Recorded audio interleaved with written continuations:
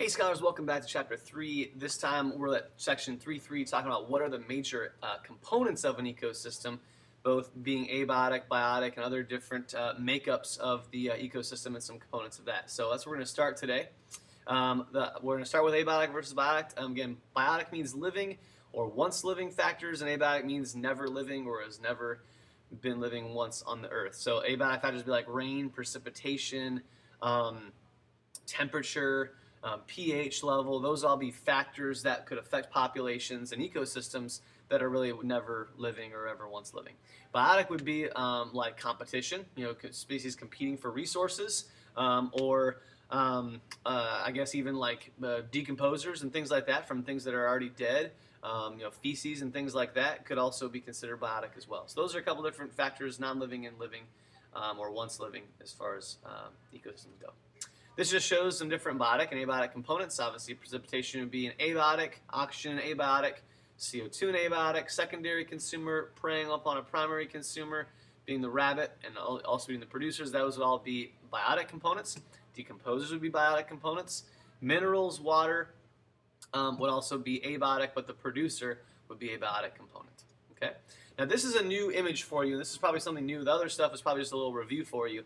But this is probably the new stuff for you that you're probably not familiar with. This is looking at a range of tolerance for a population of organisms. And depending on biotic or abiotic, mostly dealing with abiotic, organisms thrive in certain ranges. In this case, called the optimum range. You can see it right here on the screen there for you. The optimum range is where an abundance of organisms thrive. That is what they like as far as, but it could be temperature. This is obviously temperature. It could be pH.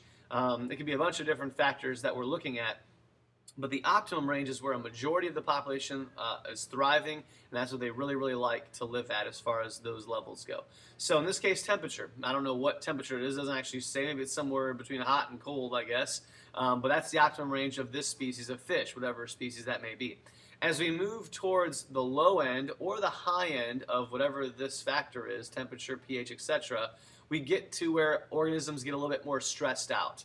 Where they're, let's use temperature. In a fish tank, like for instance, my fish in the classroom do not, or even the axolotls don't really like warm temperatures. They really don't.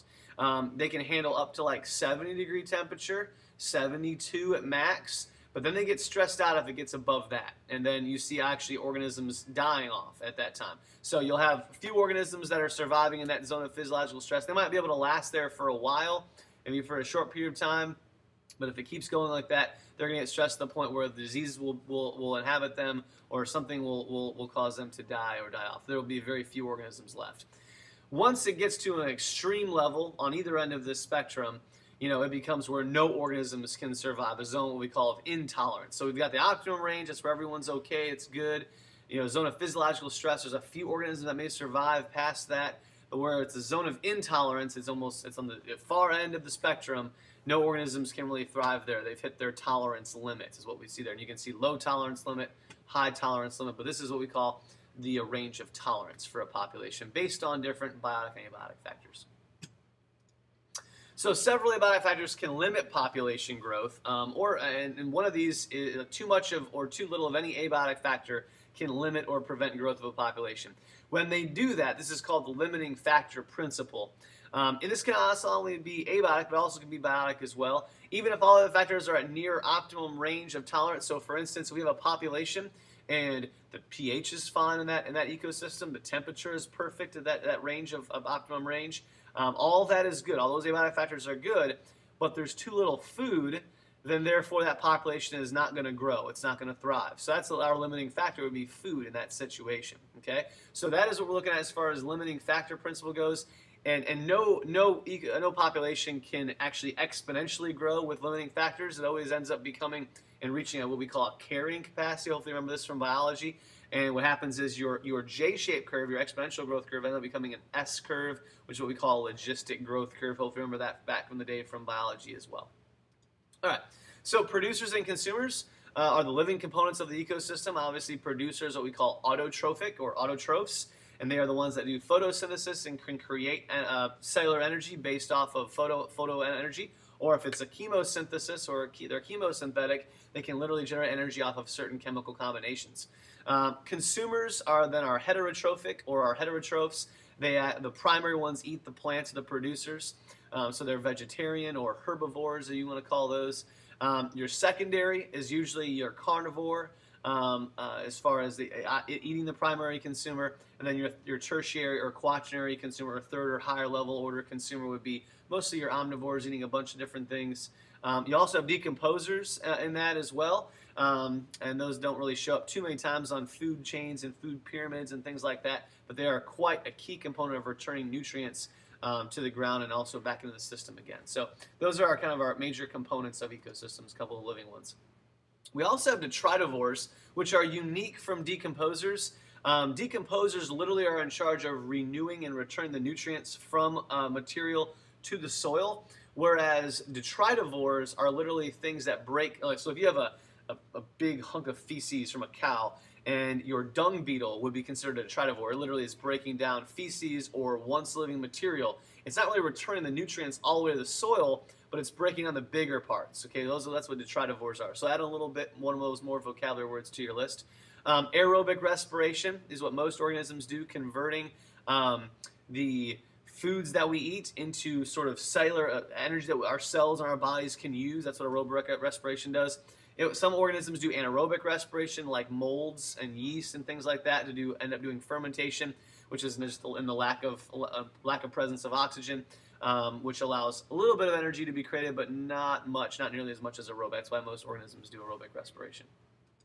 This is just a look at detritivores versus decomposers. You can see kind of our detritus feeders. The detritus is literally the dead material or the feces of living material, and that's what those detritus, the dung beetle, carpenter ants, termites, all those things are working on a larger piece of object. And then eventually, once they get down to it, once the nutrients are ready to return to the soil, that's when the mushrooms, the bacteria, come into play and end up decomposing the rest of it, returning those nutrients to the soil.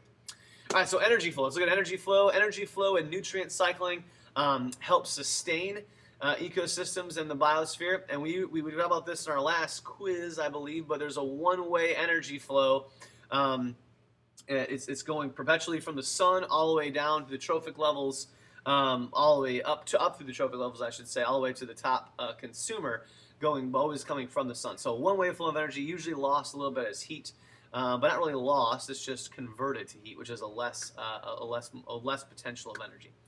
Nutrient cycling of key material is also done this way, and that is a key factor that we're going to talk about in, I believe, the next lesson or the lesson after this.